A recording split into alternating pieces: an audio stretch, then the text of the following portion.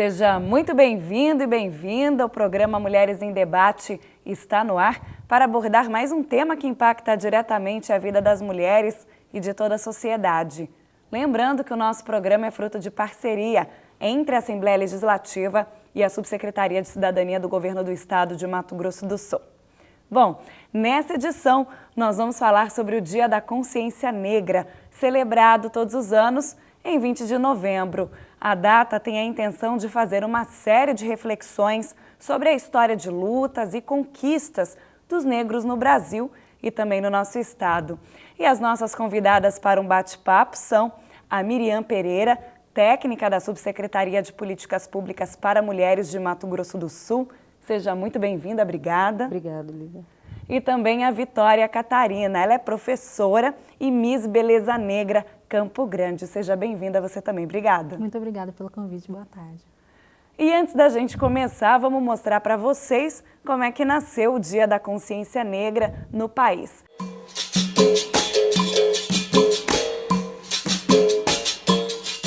No Brasil, a data de 20 de novembro é marcada pelo Dia da Consciência Negra.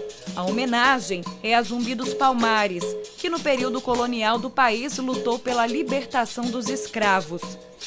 Líder do Quilombo dos Palmares, no estado de Alagoas, Zumbi devolveu a liberdade a centenas de negros vítimas do sistema escravocrata brasileiro. Perdeu a vida lutando pela causa.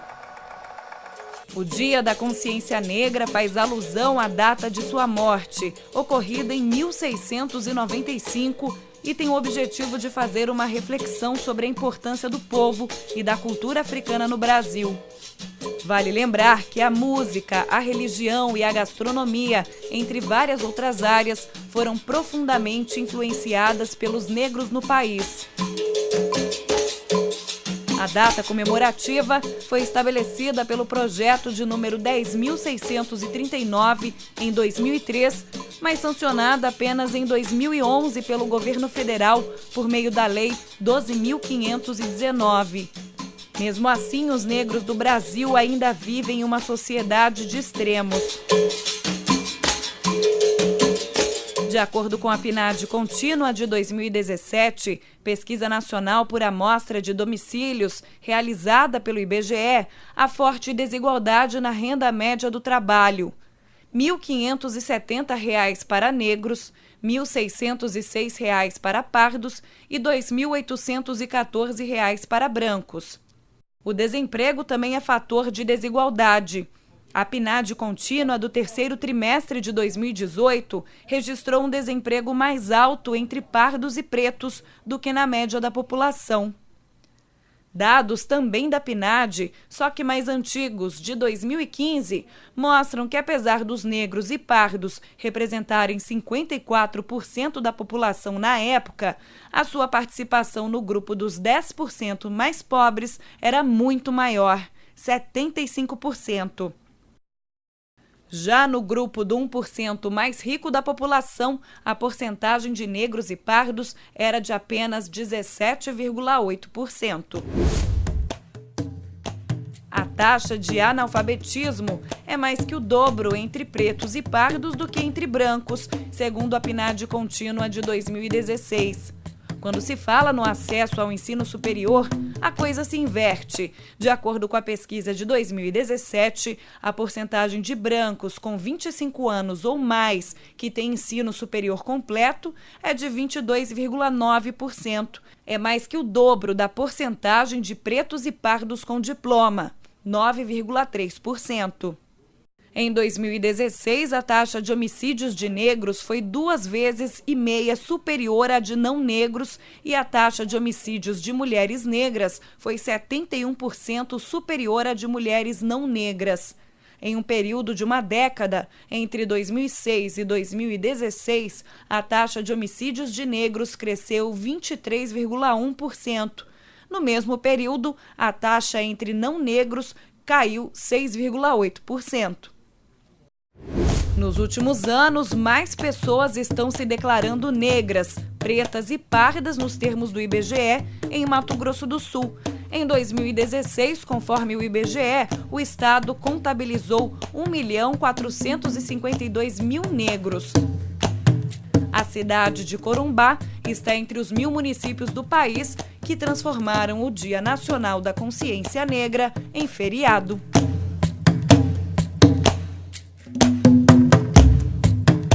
Bom, a gente viu aqui uma breve contextualização da história de criação do Dia da Consciência Negra, né, no Brasil. E eu gostaria de que duas mulheres, né, já que são as nossas convidadas de hoje, respondessem os desafios, principalmente na questão ligada ao preconceito. Eu vou começar primeiro com a Vitória, porque ela tem 23 anos, está começando toda uma carreira também, acredito, que não só em concursos de beleza, mas também na profissão como professora. E como é que foi ingressar em duas áreas em que a mulher está em evidência, né? Na sala de aula e em concurso de beleza? Então, foi algo novo, mas desafiador, de certa forma, né? Porque ensinar e tentar passar a história do negro no Brasil é algo um pouco difícil, né? Porque é um tema que não é muito abordado hoje em dia. Por exemplo, quando a gente chega para falar sobre os desafios da população negra, falar os avanços, muitos alunos desconhecem. Outros, mesmo sendo negros, eles não têm essa visão, porque a sociedade ela tenta privar eles de ter esse conhecimento.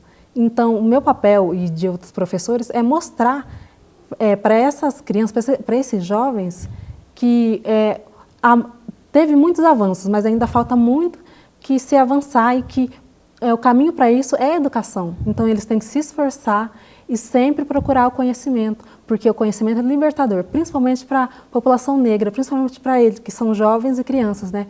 Que são o futuro, né? Bom, e no Brasil, principalmente, em que boa parte da população tem raízes, né, de origens negras e africanas, enfim, do tempo colonial do nosso país. E a gente tem também na Subsecretaria da Mulher um projeto de mulheres de terreiro que também está trazendo um resgate e uma certa união aí para as religiões de matrizes africanas, não é isso, Miriam? Isso, Livi, isso. O projeto Mulheres de Terreiro, nós abordamos a questão da violência doméstica e familiar contra as mulheres, mas a gente trabalha especificamente o recorte das negras LGBT, as lésbicas, bissexuais, travestis e transexuais. Por que a gente teve a ideia de lançar esse projeto? Porque as religiões de matrizes africanas, elas têm um papel na sociedade, diferente do que se pensa, né, de transformação social. Ou seja, independente se a casa é de um bando ou de candomblé, mas ela está inserida naquela sociedade, naquela comunidade, então ela tem a atribuição de fazer uma transformação social ali. E ali é onde a gente acolhe, principalmente assim, as mulheres LGBT, que por um motivo ou outro, né, são excluídas do seio familiar, são acolhidas ali. Qualquer outra situação, o acolhimento é ali. Fora os serviços socioassistenciais, né? Socioassistenciais não, o assistencialismo que nós praticamos, né? Que na nossa linguagem, a caridade ao próximo, né? Mas a proposta do projeto é essa, dar essa assistência às mulheres lésbicas, travestis e transexuais que estão inseridas nas matrizes africanas e que normalmente são negras. E não deixa também de ser uma oportunidade de fazer um resgate às raízes, às origens também de muitas outras religiões que vieram posteriormente para o Brasil. Exatamente. Muitas, às vezes, não têm o pertencimento de que é negra. Ela não se considera negra. Mas quando ela entra, que passa a conhecer a cultura, passa a conhecer a nossa história é oralidade, aí ela se reconhece negra. E aí começa essa valorização da raça, né? Esse entendimento de que ser negro é algo assim, é belo. É belo. O negro ele tem a sua beleza, ele tem a sua própria cultura, né? E a gente trabalha toda essa parte dentro do projeto Mulheres de Terreiro. Bom, e como a gente está falando sobre Dia da Consciência Negra, é legal abordarmos também fatos que estão ligados ao dia a dia dessas mulheres. Porque a partir do momento que você nasce negro, você não pode querer sempre se comparar ao branco. Eu acredito que tem que haver, né, um espaço, um dia para conscientizar, e essa questão da beleza, tirando esse padrão, né, colocado pela mídia, colocado pela moda, é muito importante. E aí, um Miss Beleza Negra para colocar para a sociedade que existe também, né, um padrão que pode ser quebrado. E eu queria que você contasse a sua experiência, né, num concurso de beleza. Então, como a Miriam estava falando, o negro ele é belo. E desde sempre, desde muito tempo, o negro não era visto como isso. A sociedade foi colocando dentro da cabeça do negro que era feio, que era errado, que era algo que não era bom. Por exemplo, se alguém te chamasse, eu sou negra, a pessoa ficava ofendida. Hoje em dia não, a pessoa fala, você é negra, sou sim, com muito orgulho. E o Miss Beleza Negra, ele veio para isso. Tanto que o concurso ele não tem padrões, tem que ter certa altura, tem que ter tanto de corpo, não. Ele, e idade também, não tem problema, para mostrar que a mulher negra, ela é linda em todas as idades, todos os tamanhos, todas as formas, ela é linda por ser negra. Entendeu? Então, esse é o negócio do Miss Beleza Negra. Ele quer enaltecer a beleza da mulher negra sul-mato-grossense. E como é que foi, por exemplo, o processo seletivo? Como é que foi conviver com as outras concorrentes nesse concurso? Então, foi algo novo para mim, porque quando eu pensei, eu nem pensava em me inscrever, porque eu não me achava tão bonita assim, né? Eu tinha uma autoestima um pouco mais baixa. Mas incentivo de familiares, minha mãe me ajudou muito, ela falou, vai Vitória, vai, se inscreve. E aí eu me inscrevi, e lá eu conheci outras participantes que também estavam na mesma situação que elas não acreditavam muito em si. E no concurso a gente foi se ajudando, foi vendo, foi trocando experiências, foi escutando relatos de vida, né, dessas mulheres, e aí a gente foi dando força umas para as outras, né. E até que chegou o dia do concurso, eu levei todo o meu conhecimento, né, e também a beleza que eu descobri que eu tinha para o concurso e consegui. E é real essa questão da autoestima estar relacionada a uma raça, a uma cor? Sim, é real. Principalmente quando se fala da população negra e principalmente, assim, se você for afunilar na questão da mulher negra. Porque a mulher negra, se ela não estiver condicionada à sexualização, ela está condicionada ao trabalho. Então, é a objetificação da mulher negra, né? E quando ela fala, né, da beleza negra, quebra esse tabu dessa condição da mulher negra, né? Que aí a gente consegue trazer para a sociedade a nossa cultura, a nossa beleza, né? Que todos somos livres e iguais. E aí, exato. Quando se é uma mulher negra que já vem com esse estigma de objetificação, e essa mulher negra é lésbica, aí ela já tem uma segunda linha de opressão. E se ela está inserida nas matrizes africanas, ela já tem uma terceira linha de opressão. E aí a gente tem que vir resgatando essa autoestima, mostrando que todos somos livres, iguais, em direitos, em deveres também, né? Para que a gente possa viver numa sociedade coesa. E sabe o que eu noto, Miriam? Por exemplo, as pessoas elas tentam simplificar demais os problemas quando se tratam de assuntos complexos.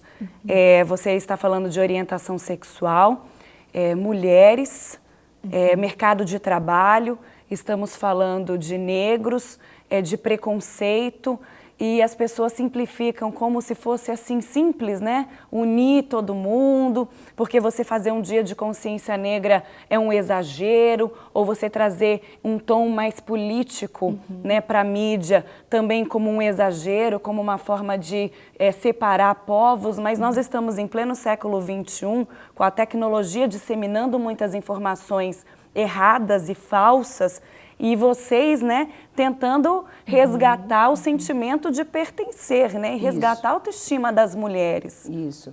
O nosso pertence identitário, enquanto mulher negra, ele é nosso. Então, tudo nosso, ele tem uma determinada simbologia. Eu não uso pano, eu não uso turbante, mas para ela que usa, ele tem uma simbologia. Os nossos acessórios, posso dizer até os nossos penduricalhos, né? Eles têm uma simbologia. As nossas roupas têm uma simbologia. Uma coisa simples também que nós temos uma simbologia dentro da nossa cultura negra é o pilão. E o pilão, para nós, ele simboliza autonomia econômica. Aonde tem pilão, tem fartura. Aonde tem fartura, tem alegria. Né? Então, tudo parte disso. E o que essas peculiaridades não são vistas pela sociedade. Mas se chega e tem um pilão, já entende, já condiciona ao trabalho. Não tem a questão da cultura, do resgate, para que serve, o que a gente faz, como que funciona. Não que tenha a obrigação de se ter, não é assim, não é isso. Mas não é simples assim, porque as visões são diferentes. Sim. Né? As visões são diferentes, o campo político é diferente, né? Então, por isso que e o mês da consciência negra, ele se refere a Zumbi dos Palmares, na verdade. Né? Que é a libertação. A libertação, que foi quem veio, pelo menos nos escritos, né, é um dos que marcou a sua história nessa luta de libertação. Mas a gente continua essa luta ainda hoje, porque, na verdade, nós não estamos totalmente libertos. Ainda existe essa objetificação. Bom, e antes da gente encerrar esse nosso primeiro bloco, eu queria perguntar para você, Vitória, falando agora sobre estereótipos, né? A gente colocou sobre aquele padrão de beleza que se espera, né? Que muito se impôs à indústria da moda, principalmente, à mídia. A gente aqui tem um certo padrão, vou até me usar como exemplo, né? Branquinha, loirinha. A gente sofre preconceito no mercado de trabalho. Eu queria saber se você passou por alguma experiência, por ser uma mulher muito linda e por ser negra. Então, no mercado de trabalho, eu ainda não tive alguma experiência, mas eu conheço mulheres que já tiveram. Por exemplo, minha mãe esses dias mesmo sofreu algo muito complicado no serviço dela. Ela foi fazer uma entrega, ela é cozinheira, ela foi fazer uma entrega de uma comida para a irmã da patroa dela e o porteiro não deixou ela entrar, o zelador, não me lembro. Não deixou ela entrar, falou que pelo elevador social, falou assim, pessoas como você não entram por aqui. Entendeu? Aí, e eu fiquei sabendo também de outro caso de uma moça da Águas Guariroba que foi fazer um serviço numa cidade do interior e ela sofreu preconceito. A moradora não deixou ela entrar na casa, chamou ela de macaca, de ladrona e todos esses adjetivos. Então, quando a pessoa fala que não existe preconceito no século de hoje, nos dias de hoje, eu acho que a pessoa está totalmente desatualizada ou ela não está querendo ver, porque o preconceito ele existe, ele está velado e ele é muito forte, sim. Infelizmente. Então, a pessoa, ela tem, se ela não sofre isso, ela não pode falar que não existe. Porque o preconceito, ele só quem sofre sabe como é. Então, se a pessoa ela não passou por isso, mas ela sabe que existe, ela tem que fazer alguma coisa para tentar mudar isso. Pois é, a gente na geração da internet das coisas, né, com acesso a tantas informações, ainda tendo que escutar esse tipo de situação é lamentável, muito triste. E o nosso primeiro bloco chegou ao fim, tem mais Mulheres em Debate. Em novembro a gente está fazendo uma reflexão a respeito do mês em que se comemora o Dia da Consciência Negra. Vamos dar uma breve pausa e já voltamos.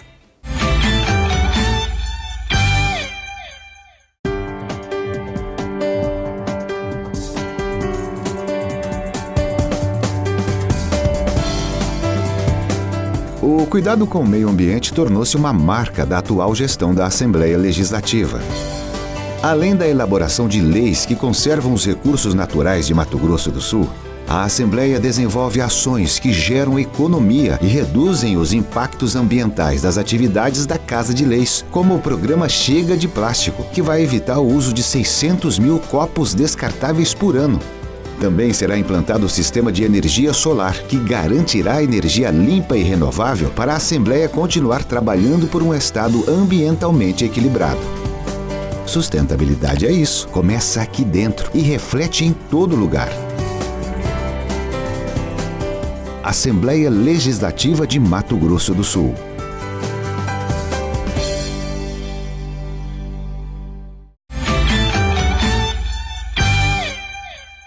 De volta com o segundo bloco do programa Mulheres em Debate, hoje trazendo Miriam Pereira, técnica da Subsecretaria de Políticas Públicas para Mulheres de Mato Grosso do Sul, e também a Vitória Catarina, professora e Miss Beleza Negra Campo Grande. A gente está debatendo aqui um assunto super interessante a respeito do resgate da história, da autoestima e também das conquistas dos negros no Brasil e no nosso estado.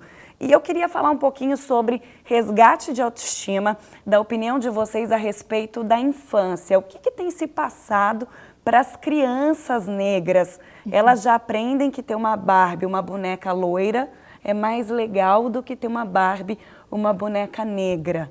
Eu até comentando aqui no intervalo, falei que fui ver promoção de bonecas para dar de presente para minha afilhada, fui olhar umas caixas escondidas para ver se eu achava algum produto mais barato e as bonecas escondidas eram as negras. E qual que é a sensação de saber que a sociedade, até numa sociedade consumista como a nossa, as bonecas negras também estão escondidas? Então, isso é bem preocupante, né? Infelizmente, porque, pelo menos na minha família, as meninas, as minhas primas mais novas, a maioria tem bonecas negras. E isso é muito bom, porque eu vejo que elas querem se sentir representadas, mesmo nos brinquedos, né? E por mais que elas tenham uma boneca ou outra branca e tudo mais, o foco delas é a boneca negra. E eu fico muito feliz em saber que elas estão se sentindo, elas olham para o brinquedo e se veem daquela forma. Porque na minha época, quando eu pedi uma boneca negra para minha mãe, foi muito difícil dela achar. Ela achou, mas foi muito difícil. E praticamente não tinha bonecas negras, né? Então ver essa variedade hoje em dia, eu já me sinto um pouquinho mais aliviada. Ainda tem muito que se fazer. Porque é na infância que a gente começa a preparar o psicológico dessa criança, né? Porque não é só com brinquedos, é com autoestima, é com o cabelo. O empoderamento negro, da mulher negra, voltou com os crespas e cacheadas. Porque a mulher negra, ela via que o cabelo natural dela não era bonito. Não era algo bacana. Ela sempre teve esse negócio de querer alisar. Eu já tive isso de querer alisar porque eu não achava meu cabelo bonito. Então, eu vendo hoje que, por exemplo, as mães, elas estão mostrando para a criança que o belo é ela ser ela mesma. Se ela quiser alisar, se ela quiser fazer alguma outra coisa, por questão de se esconder, de não gostar da pessoa que ela é, não é bacana.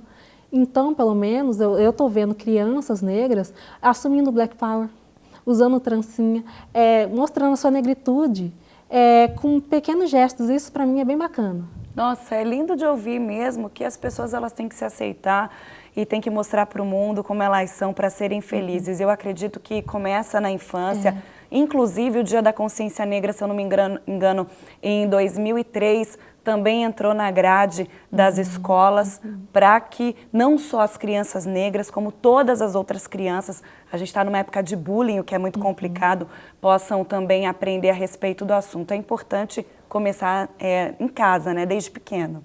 É importante começar em casa, mas a escola, ela é o primeiro contato social dessa criança fora do seio familiar. Então, foi aprovada a Lei 10.639, que é a educação da cultura africana dentro das escolas. Porém, a gente tem que ver certinho como que isso é aplicado. Porque a cultura negra, eu não estou falando só da escravatura. Não tem que trazer só as gravuras do negro ali, acorrentado ali, o peso das argolas.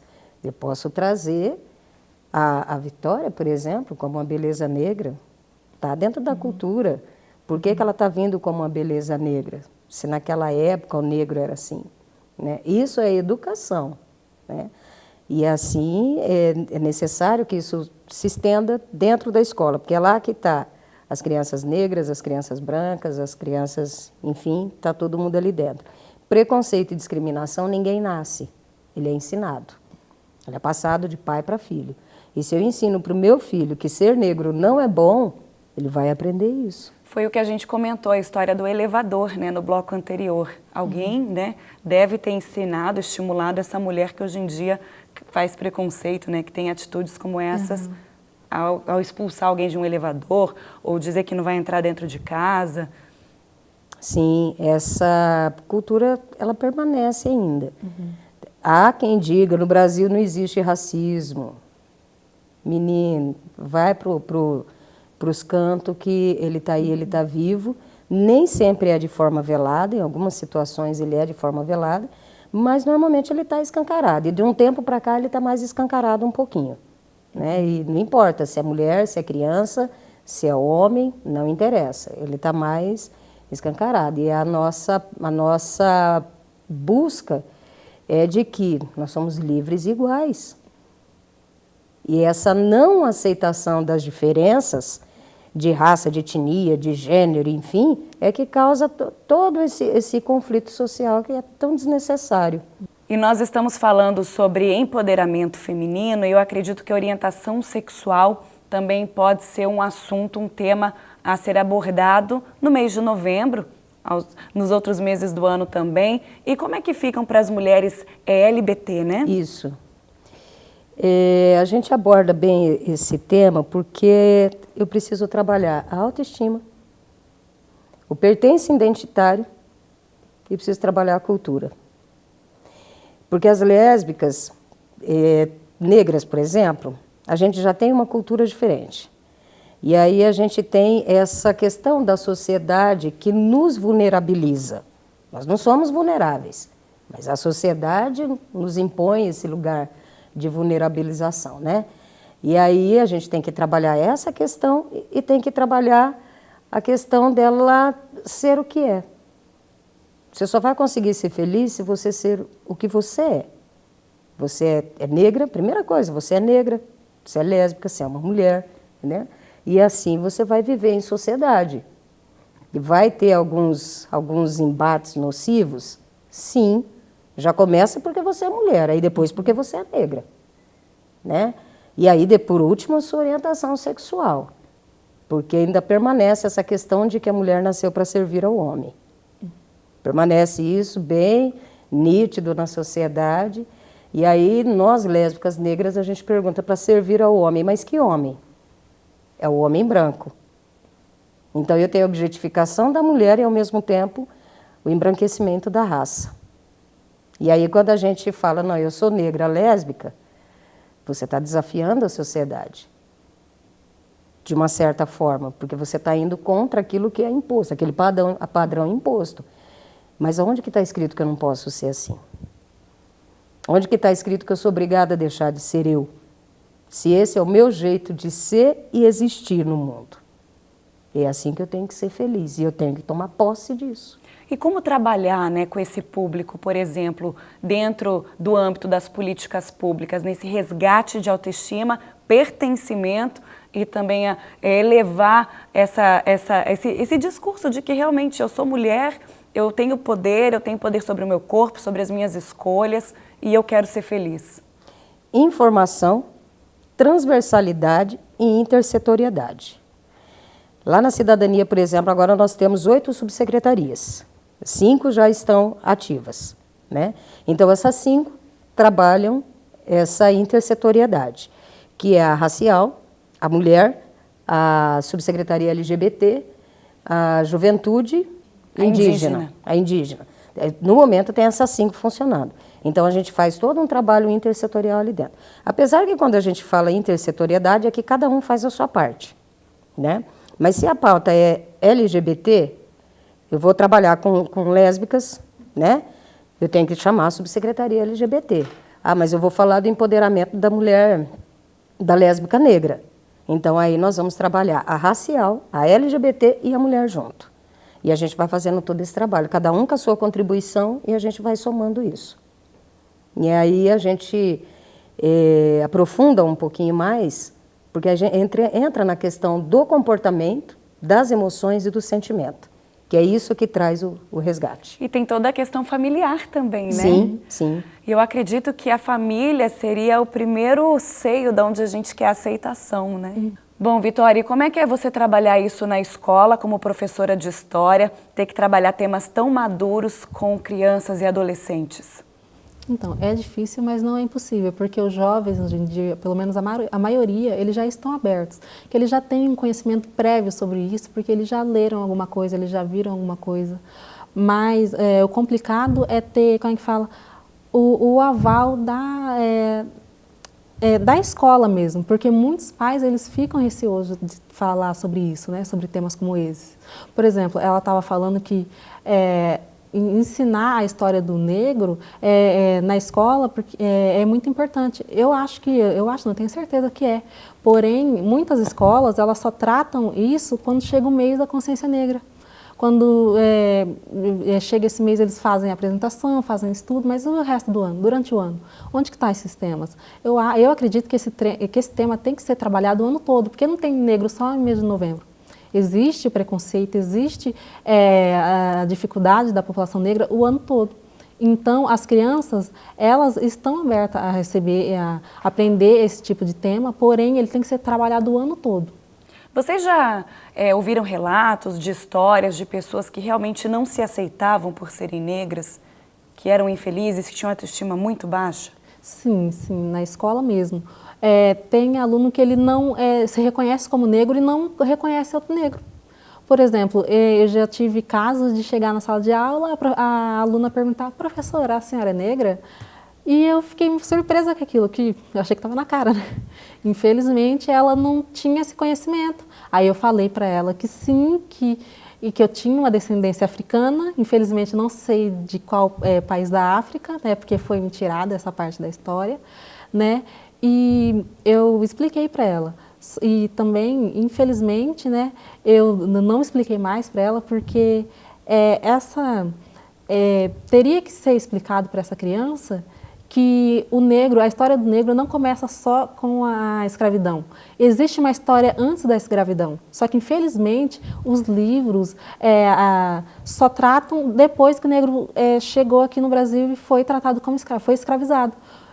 Então, quando fala assim, a população negra é descendente de escravos, não, ela é descendente de um povo que foi escravizado, porque a história da África é muito maior e muito mais complexa do que a dos negros que foram sequestrados e trazidos para o Brasil. E eu acredito que os alunos eles têm que ter o conhecimento disso. Em casa, é o que a gente estava falando, a escola é essencial, mas em casa eu acredito que muitos pais têm omitido das crianças situações que são presentes tentando proteger, entre aspas, ou que eles não saibam de situações que envolvem a homossexualidade, que envolvem a questão também da raça, do gênero, e estão transformando essas crianças em pessoas ignorantes, né, para conviver em sociedade. Em vão, porque infelizmente o preconceito ele não escolhe a idade que ele vai atacar, ele ataca com qualquer idade. Eu, por exemplo, quando eu tinha 16 anos, eu fui no shopping, entrei numa loja, né, eu queria comprar um ingresso para assistir um show que eu queria, e o vendedor falou: já vou te atender. E deixou lá. E eu falei: tudo bem, ele está atendendo outra pessoa, e eu vi que lá estava demorando demais. Aí eu falei: moço, o senhor não vai me atender? Aí ele falou assim: eu não vou parar de atender ela para atender você. Era uma moça branca. Eu falei: você vai sim, porque o meu dinheiro não vale menos que dela. Entendeu? Mas eu tive como é que fala? Eu enfrentei isso, mas realmente fiquei muito chateada depois, né? Mas eu imagino um jovem que não tem esse conhecimento, que ele não vai saber reagir, entendeu? Então, em casa, ele aprendendo que ele tem que se impor, que o preconceito não é aceitável, eu acredito que fica muito melhor para ele conviver em sociedade, para ele saber enfrentar os desafios, que são muitos, infelizmente. E Miriam, eu queria saber como é que foi para você, né, a sua experiência pessoal, que você puder contar também, porque eu acredito que muitas pessoas que nos assistem, elas buscam também orientação e algumas respostas para o sofrimento que elas passam no dia a dia. A gente traz esses temas no Mulheres em Debate, que é justamente para levar informação e também, de repente, para ser um alento, né, para a parte da população que está buscando por alguma resposta. Tá, vamos lá. Eu venho de uma família onde a minha mãe era uma negra, neta de africano escravizado, e meu pai português. E aí, quando eu completei, eu fiquei no seio da minha família até 4 anos, e o meu pai entendeu que minha mãe não tinha condições morais de criar a filha dele, porque ela era uma negra. E aí ele me deu em adoção para o irmão dele. Também português, casado com uma italiana. E ali foi onde eu entendi, com o passar do tempo, que a minha condição feminina e a minha raça negra era o que delimitava o meu espaço ali dentro daquela casa e dentro daquela família. né? E eu vim conhecer a minha mãe novamente quando eu já estava com 17 anos. E aí, até então, eu não entendia o que era ser negro. E isso eu aprendi nas circunstâncias da vida até que eu pudesse me reconhecer negra e assumir essa identidade. E quando nós nos reconhecemos negras, você tem duas opções. Ou você fica no conformismo e aceita toda a imposição, todo o preconceito e discriminação racial, ou você sai por embate e mostra que você está ali e vai conquistar o seu espaço. São as duas opções que nós temos. Você estava questionando em relação a alguém que não, algum conhecido nosso que não se entendia negro. Nós temos dentro da secretaria uma amiguinha nossa que se chama Raisla Andrade. A Raisla, ela é uma vocalista, ela tem hoje 17 anos. E eu vi um vídeo dela. O pai dela postou no Facebook, eu assisti o vídeo dela e gostei e chamei ele. Eu não conhecia pessoalmente, chamei ele e falei, olha, eu não sou empresária, não tenho dinheiro, mas posso contribuir para que a sua filha seja conhecida. E pedi para a Raisla fazer uma apresentação musical para a gente, que foi justamente no evento onde nós iríamos falar de gênero e raça. E quando ela assistiu toda a palestra, ela se reconheceu em tudo aquilo ali. Ela estava passando por uma situação de preconceito racial na escola. E ela queria até raspar a cabeça para não ser reconhecida como negra, né? E depois que a Raisla participou desse evento, hoje ela está lá com o cabelinho dela Black Power, se assume negra, é uma negra linda também. E, enfim, ela está empoderada da identidade dela, do gênero dela, e agora ela também já discute esse critério colonial de racialização, ela já discute gênero, e a gente vê a diferença que você fez na vida de uma pessoa. Uma atitude pequenininha, só daquela de valorização, e trazer a pessoa para o entendimento, né? Porque essa palestra de gênero e raça, na verdade, é uma coisa nossa, da nossa cultura, né? E que ela simplesmente participou, coincidiu. Ela participou e se identificou, ela se reconheceu. Essa é a diferença que a gente quer fazer na vida das pessoas que não se reconhecem ainda. E mostrar também para os pais, enfim, para a sociedade em geral. O preconceito, a discriminação, ele é ensinado, sim, ele é passado de pai para filho, sim. O critério de racialização, ele existe, sim, né? Mas é buscar justamente esse protagonismo. Exatamente por parte de quem isso. Sente na pele. Exatamente isso. Porque aí a gente transforma a sociedade. Isso, exatamente. Olha, muito bacana o bate-papo de hoje. Infelizmente, o nosso tempo mais do que passou, né? Mais do que estourou. Quero agradecer aqui a participação da Miriam Pereira, Obrigada. técnica da Subsecretaria de Políticas Públicas para Mulheres de Mato Grosso do Sul. Seja sempre bem-vinda aqui com a gente. Eu que agradeço, Lívia. Muito obrigada. E agradecer também a Vitória Catarina, professora Miss Beleza Negra Campo Grande. Obrigada pela sua participação, seja sempre bem-vinda também. Muito obrigada, muito obrigada. Bom, e o Mulheres em Debate fica por aqui. Você acompanha o nosso programa na TV Assembleia, na TV Educativa e também no YouTube. Se você se identificou com o bate-papo, gostou, não deixe de compartilhar com seus amigos e familiares. Até a próxima!